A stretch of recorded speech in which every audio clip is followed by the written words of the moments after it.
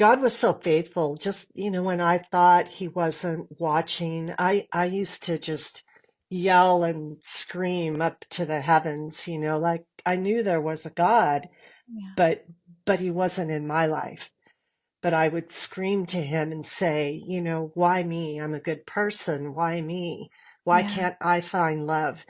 And we all know what was missing in that big hole, but Right. that's kind of an overview, but it's a great redemption story Yeah. as we get into that.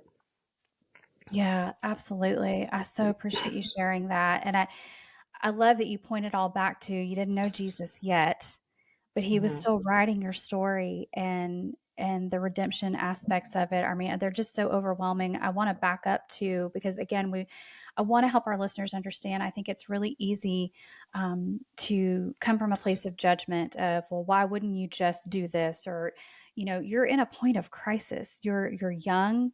You've been essentially abandoned by a person that you had placed your full trust in, and we're learning some really hard lessons, and didn't really have a good compass to help you navigate all of that. And so I know you share in the book that your mom figured it out before you even actually told her with your first pregnancy. And so tell us a little bit of just what that was like and experiencing just the unveiling of where you found yourself in life. I mean, just share with us a little bit of that. Sure. I had no idea what it felt like to be pregnant, but obviously my mom did. And she knew, she recognized all these signs in me before I did, but I got sick, throwing up in the morning. And I remember, if we can say this on your podcast, I don't know, but my boobs were killing me and I didn't know why. And I was so confused. So at the time I was going to school in San Diego to college, and Okay. I would come home on the weekends.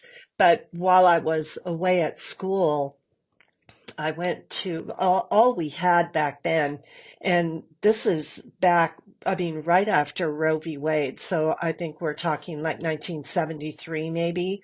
Yeah. So we're talking a long time ago, but all that was available was Planned Parenthood. Right. And so that is where I went, and they're the ones that told me I was pregnant.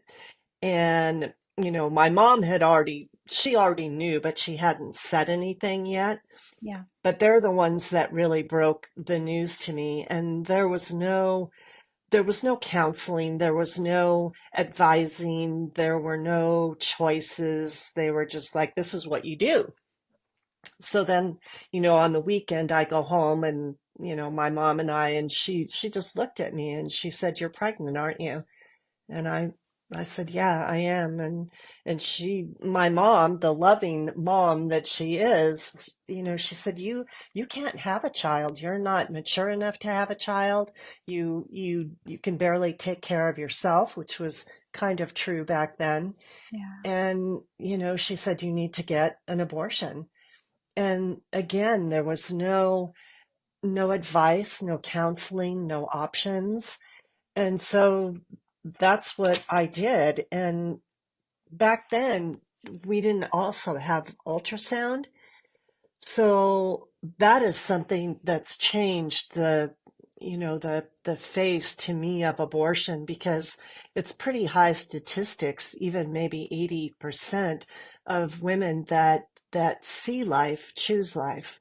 Right. And maybe that would have been different for me at the time. I won't obviously ever know that, but it was brutal.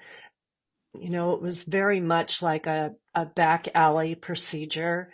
Um, and it was brutal, I'm sure. I write in the book very descriptively about abortion, because if it saves one life, it's worth it. But it's a Yeah. brutal, brutal procedure. Mm. And no matter how you look at it, it's Yeah. it's it's brutal on you. It's brutal on the life that you're ending. And it's, now, like I say, I'm late coming to the party, because I wish there was so much that that I could have done. I just didn't know.